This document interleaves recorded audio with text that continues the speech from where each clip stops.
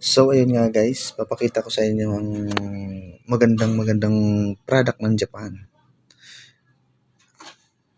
Ayan. Magandang klase ito guys at perfect para sa ating katawan. Sa mga naglalagay dyan sa katawan, gilamos, lotion, cream, panlagay, face cream, yan. Siya, ito. Isa-isahin natin ito guys. Papakita ko lang sa inyo. Ayan, unahin natin tong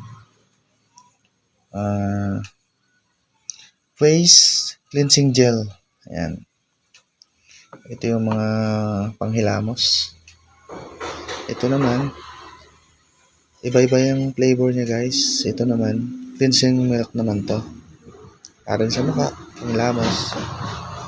At saka ito naman, pangatlo natin ay face cream. Ito naman, ilalagay natin ito pagkatapos maligo. Ayan. Tsaka ito, pang-apat natin, hair tonic. Ayan. Malagay ito sa buhok guys. Tsaka itong pang-apat naman, ito, nilalagay ito pagkatapos mag-shave. Nag-shave ka. Pwedeng sa baba, pwede sa taas. Ayan. Ayan siya guys. Ayan. Pangalan nito ay Lotion. Ayan. Ginagamit sa pag-shave. Pagkatapos mag-shave, ahid mo lang. Tapos ito naman, hair tonic. Ayan. Kaparehas lang nito yan. Ito to. Pero iba lang yung flavor niya. Tapos yung pang-apat natin ay ito guys, subok na ito. Ginamit ko na to. Body lotion. Napaka-smooth sa balat nito guys. Ayan. Ito parehas lang sila nito.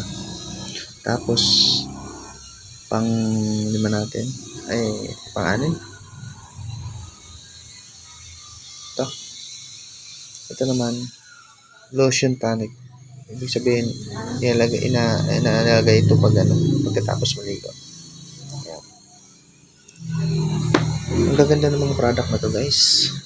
Basta pag Japan, hindi lang quality nila yung mga appliances guys. Pati na rin yung mga nilalagay natin sa mga katawan, mga mukha. Ayan, panghilamos. Ayan. Ayan siya guys. Grabe, napaka-effective ng Japan. Kaya magtitiwala ka talaga sa mga made in Japan talaga.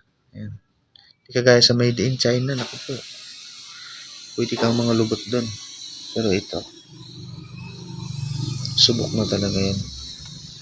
Ayun guys, pinakita ko lang sa inyo yung magandang product ng Japan.